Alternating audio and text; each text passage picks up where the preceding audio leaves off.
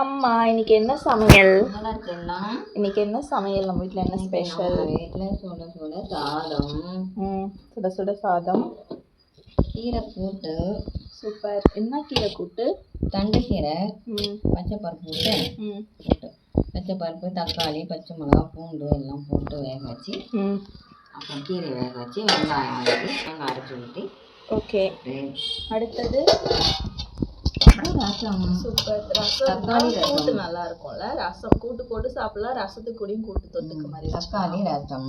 அதுல ஒயிட் கலர்ல இது கொழுக்கட்டை செய்யறதுக்காக மாவு அரைச்சி வச்சிருக்கோம். சூப்பர். சும்மா இருக்குள்ள நம்ம ஊற வச்சு 1/2 ஊற வச்சு 1/2 மணி நேரம் ஊற வச்சு அதை அப்படியே நல்லா உலர்த்தி தண்ணி இல்லாத அரைச்சி நம்ம வச்சுக்கணும்னா எப்போ வேணாலும் கொழுக்கட்டை செஞ்சு சாப்பிட்டுக்கலாம். ஓகே. அடுத்தது இது என்னது சைட் டிஷ்ஷா? இது தண்டுலேயே இருந்ததா கீரையோட தண்டை கொஞ்சம் பொரியல் பண்ணி சூப்பராக இருக்கும். எப்பயுமே தண்டு பொரியல். ஓகே.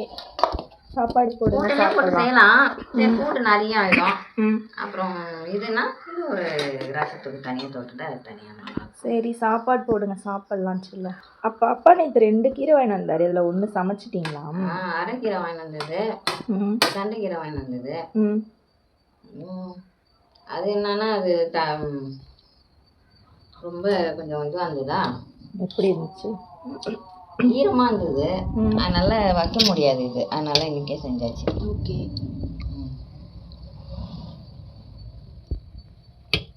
இன்னைக்கு தானே நிறைய காய்கறிலாம் போட்டு சமைப்பாங்க.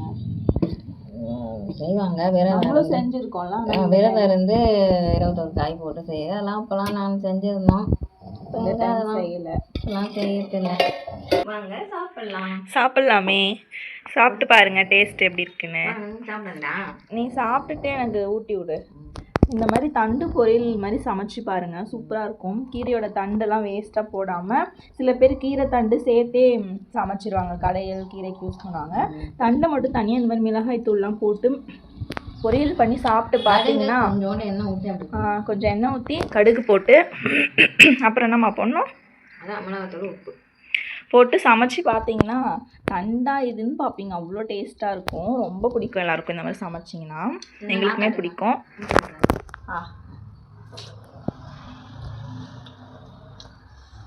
ஆஸ் யூஸ்வல் எப்பயும் போல சூப்பராக இருக்குது. இது தண்டு